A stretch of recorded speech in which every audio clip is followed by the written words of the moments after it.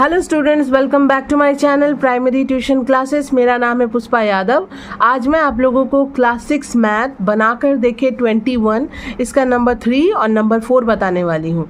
मैंने कल ही नंबर 1 और नंबर 2 बताया है और अपलोड भी कर दिया है। आप हमारे चैनल पर जाकर देख सकते हैं और अगर वहाँ ना मिले तो आप लोग प्लेलिस्ट में जाके देख सकते हैं। ठीक है, तो चलिए स्टार्ट करते हैं। आज मैं इस वीडियो में नंबर 3 और नंबर 4 बताने वाली हूँ। तो चलिए अपने अपने बुक्स खोलिए, मैं क्वेश्चन रीड करती हूँ, कैसे बनाना है और क्या कैसे बनेगा मैं सब कुछ समझाती जाऊंगी। तो 3 नंबर क्वेश्चन क्या बोला गया है स्टूडेंट्स, देखिए। 2 मीटर लंबा बांस की लंबाई में 75 सेंटीमीटर लाल रंग दिया और बांस के बचे हुए लंबाई में सफ़ेद रंग दिया। ठीक है, तो यहाँ पर अब ये 3 क्वेश्चन है। ये क्वेश्चन इससे रिलेटेड ये 3 क्वेश्चन है, हम लोगों को इसको सॉल्व करना है। तो पहले मैं आप लोगों को यहाँ पे बता दूँ, एक बांस है जिसकी लंबाई 2 मीटर है। ठीक है, और वो रंग किया हुआ है, आधा मतलब कुछ भाग लाल रंग है, कुछ भाग सफ़ेद रंग है। तो 75 सेंटीमीटर जो है वो लाल रंग है, तो बचा कितना सफ़ेद रंग, वो हम लोग को निकालना है। एक चीज़ और यहाँ पे देखिए, ये मीटर है, ये सेंटीमीटर है, तो राशि तो हमारी एक नहीं लग रही है, तो हम लोगों को इसको एक करना होगा। दैट मीन्स इसको भी सेंटीमीटर में बदलना होगा। तो 2 मीटर और 75 सेंटीमीटर है, तो मीटर को सेंटीमीटर में बदलेंगे। कैसे करेंगे मैं बताती हूँ। फर्स्ट आप लोग यहाँ पे देखिए, तो स्टूडेंट्स ये एक लंबा बांस है, ठीक है, जिसकी लंबाई 2 मीटर बोली गई थी। ठीक है, जिसको हम लोग सेंटीमीटर में कन्वर्ट करेंगे। तो 2 मीटर बराबर 2 गुने 100 सेंटीमीटर, दैट मीन्स 200 सेंटीमीटर। और अब मैं बताती हूँ कैसे आया। 1 मीटर बराबर 100 सेंटीमीटर, तो 2 मीटर बराबर 200 सेंटीमीटर। ठीक है, तो इस टोटल पूरे बांस की लंबाई कितनी हो गई, 200 सेंटीमीटर, क्योंकि 2 मीटर थी जिसको सेंटीमीटर में कन्वर्ट किए तो 200 सेंटीमीटर। ठीक है, अब इतना दूर समझ लीजिए 75 सेंटीमीटर जो है ये लाल रंग किया हुआ है। कि कौन सा रंग किया हुआ, लाल रंग किया हुआ 75 सेंटीमीटर। इस पूरे बांस में इतना दूर जो है 75 सेंटीमीटर मान लीजिए लाल रंग किया हुआ है, क्योंकि वहाँ बोला गया 75 सेंटीमीटर लाल रंग। बाकी जो बचा हुआ है वो सफ़ेद रंग किया हुआ है। दैट मीन्स बाकी कितना बचा हुआ। अब मैं आप लोगों को यहाँ पे बताती हूँ। 200 सेंटीमीटर का ये बांस है, 200 सेंटीमीटर इस बांस की लंबाई है, 75 सेंटीमीटर लाल रंग किया हुआ, तो सफ़ेद रंग कितना होगा। तो 200 माइनस 75 करेंगे ना, तो जो बचेगा वही तो सफ़ेद रंग का भाग होगा ना। तो 200 में से 75 को माइनस करेंगे, 10 में से 5 गया 5, 9 में से 7 गया 2, 1, तो 175 सेंटीमीटर जो है इतना दूर तक जो है ये सफ़ेद रंग किया हुआ है। ठीक है, क्योंकि 200 सेंटीमीटर पूरे बांस की लंबाई थी, उसमें से 75 सेंटीमीटर लाल रंग किया हुआ है, हम लोग को पता है। तो बाकी जो बचा हुआ है, दैट मीन्स 200 में से 75 को माइनस करेंगे, वही हमारा बाकी बचा हुआ है। तो 125 सेंटीमीटर जो है वो सफ़ेद रंग किया हुआ है। ठीक है, अब हम लोग यहाँ पे मैथ्स बनाएंगे। पहले हम लोग लिख लेंगे बांस की कुल लंबाई बराबर 200 सेंटीमीटर, जो कि मीटर में था, सेंटीमीटर में कन्वर्ट किए तभी 200 सेंटीमीटर आया। लाल रंग किए हुए बांस की लंबाई बराबर 75 सेंटीमीटर। सफ़ेद रंग किए हुए, देखिए अच्छे से समझिएगा स्टूडेंट्स, ठीक है। अगर आप लोगों को मेरी राइटिंग समझ में ना है, मैं जो बोल रही हूँ उस पर ध्यान दीजिए। सफ़ेद रंग किए हुए बांस की लंबाई बराबर 200 माइनस 75 बराबर 125 सेंटीमीटर। मैंने अगेन यहाँ पे माइनस करके दिखा दिया है। ठीक है, तो ये हम लोग निकाल लिए। अब हम लोग क्या करेंगे, मैथ्स नंबर 1 में क्या बोला गया, बांस की कुल लंबाई और बांस के लाल रंग किए हुए लंबाई का अनुपात लिखो।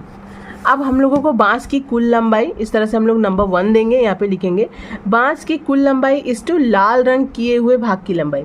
कुल लंबाई कितनी है, 200 सेंटीमीटर, जो कि हमारा पहले ही निकल गया 200 सेंटीमीटर।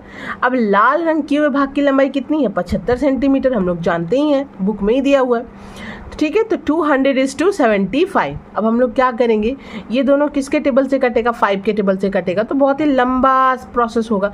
तो मैंने डायरेक्ट इसको ना 25 के टेबल से काटा है, क्योंकि ये 25 के टेबल से दोनों कट जा रहा है। 25 8 200, 25 3 75, तो 8:3 ये हो गया हमारा नंबर 1 का आंसर। नंबर 2 में क्या बोला गया, नंबर 2 में बोला गया बांस की कुल लंबाई और बांस की कुल लंबाई और बांस के सफ़ेद रंग किए हुए लंबाई का अनुपात।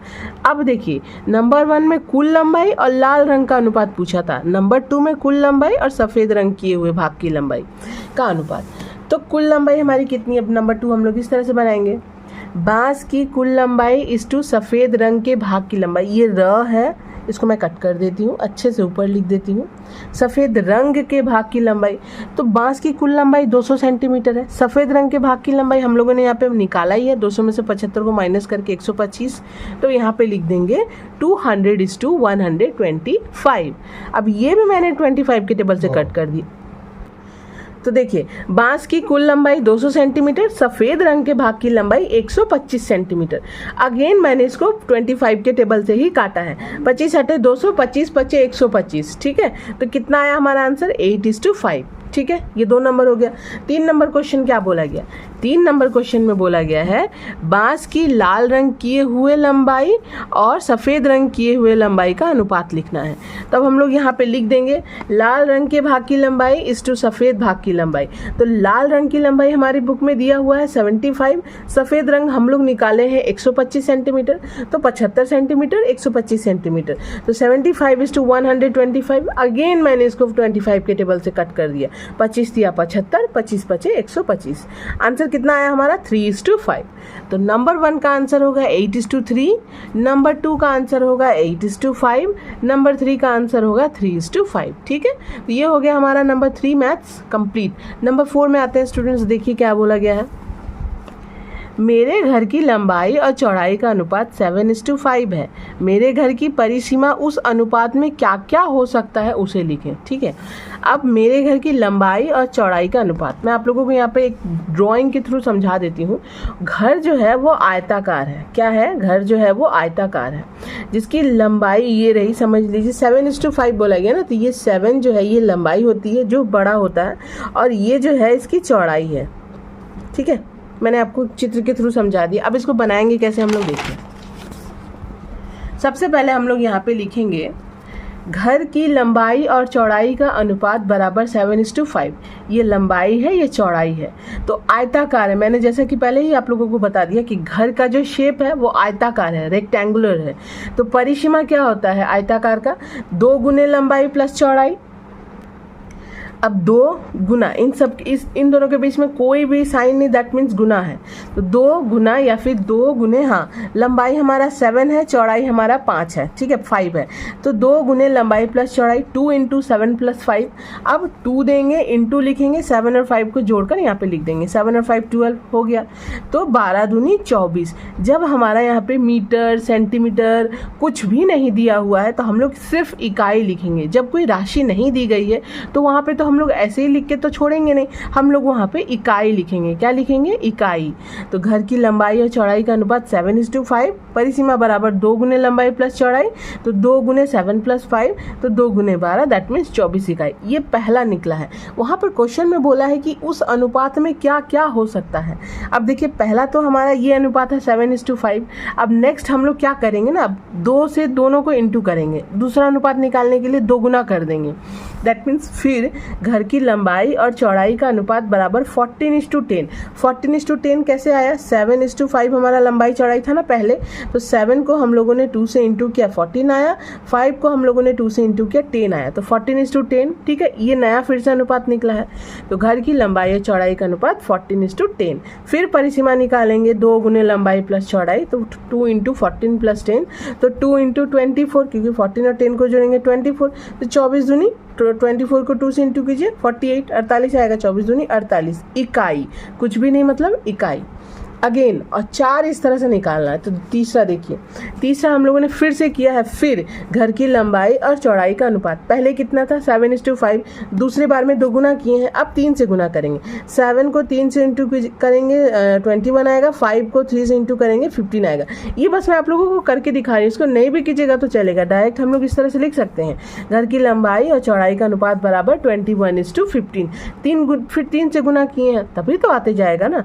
फिर परिसीमा निकालेंगे, 2 गुने लंबाई प्लस चौड़ाई, तो 2 × 21 + 15, तो 2 × 36 = 72, 72 इकाई, ठीक है। फिर चौथा निकालेंगे। फिर घर की लंबाई और चौड़ाई का अनुपात, अगेन 7 को 4 से इंटू करेंगे, 5 को 4 से इंटू करेंगे। 7 4 = 28, 5 4 = 20, ठीक है। तो घर की लंबाई और चौड़ाई का अनुपात अगेन क्या हो जाएगा 28:20। ठीक है, पहले बार में हम लोगों ने जो था वही निकाला 7:5 में, दूसरे बार में 2 से गुना किया है, फिर तीसरे बार में 3 से गुना किया, चौथे बार में 4 से गुना करेंगे। इसी तरह से हमारा अनुपात निकलेगा। हम लोग अपने मन से कुछ भी नहीं बैठा सकते। पहले बार में जो था वही, फिर दूसरे बार में 2 से इंटू किए, फिर तीसरे बार में 3 से, चौथे बार में 4 से। तो 7 चौके 28 5 4 20, तो 5 चौके 20।